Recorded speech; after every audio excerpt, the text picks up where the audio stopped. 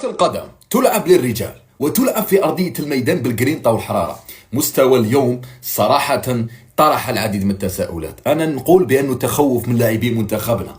الخسارة بثلاثية يا ناس كانت أقل الأضرار. اليوم كنا نستحق أن نخرج بخمسة أو ست أهداف. لاعبين الرجل هذا هو الواقع. 3-0 والله إلا راه الرب مزيان، تقدر تنفعهم 3-0 في التأهل ديال أحسن ثالث. هل ما عندهمش الخبره الكافيه باش يدخلوا في مباراه كمباراه المنتخب الارجنتيني، ولا السي بيتكوفيتش قال لهم ما تجازفوش بالكره ما تصعدوش كثير ما تخلقوش الفرص وما تحاولوش هجوميا الا ان كانت عندكم التغطيه الدفاعيه. ما تقدرش تلعب كره القدم وانت خايف. اذا ما كانش عندك الشجاعه والجرينتا العاليه ما تقدرش تلعب كره القدم. هذه من مبادئ الكره. فهل بيتكوفيتش يدرك هذا الامر؟ وهل اعطى هذه التعليمات للاعبين؟ يبقى مجرد تساؤل. اليوم بوداوي موجود في الجزائر، لم ياتي ليلعب مباراه الارجنتين والجزائر.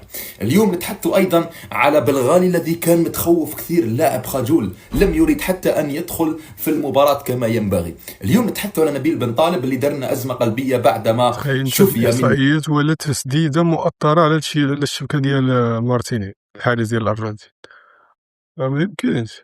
هايتي دارو فرص كثار منه، كوراساو دارو فرص كثار منه، قطر دارو فرص كثار منهم وجابو التعادل ضد سويسرا. سويسرا راه ماشي ساهل، ولكن الجزائر أزمته القلبية.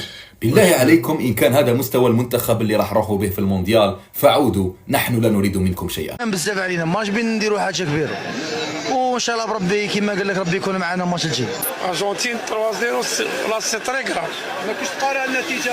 سي تري كراف. واش تقارع؟ سي با نورمال. واش تقارع؟ كاين كيلكو جوور، كاين ياسر ابراهيمي، كاين لي جوار هادو اللي لعبوا هادو لا كوب دي موند اللي فاتت ولا كوب دافريك اللي فاتت. بون شوف الخساره تاع اليوم نحمل المسؤوليه للمدرب. ايكيب عندنا ايكيب بس على غالب رانا نلعبوا على بطل العالم وان شاء الله تكون مربوحه على الاردن وهذه هي ان شاء الله اداء تاع المنتخب الاداء ما عندناش وسط، ما عندناش وسط وما عندناش حارس مرمى. خاصنا حارس مرمى وخاصنا وسط، نعمروا الوسط غادي نروحوا بعيد ان شاء الله. ان شاء الله يا ربي كاليف. هذا ما خصنا حنايا، خصنا كاليفيكاسيون. هذا ما كان ان شاء الله في اخر. واحد القضية، الماتش ديال المغرب ضد البرازيل ضيعهم العجب بالرجولة، وانا نقول لك علاش. الطريقة الثقة اللي دخل بها المنتخب ضد البرازيل كيحسب داك الشيء كيجي عبطيا. لا، حنا راه ملي كان عندنا الامكانيات على قدنا مونديال 2022 راه كنا كنلعبوا على حسب الامكانيات ديالنا. ماشي عيب انك ترجع للور، ايوا خصك تعرف انك ترجع للور، ماشي رجعتي للور راه عيب. لا، الان هي النتيجة في الاخر.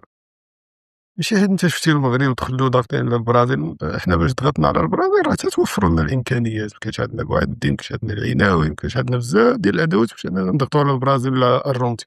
حاليا نقدروا هاد الارجنتين اللي ضربت الجزائر قادرين نضربوها ب3 ولا نضربوها ب4. ماشي كنقول هادشي كنبالغ فيه، ولكن هذا هو الواقع.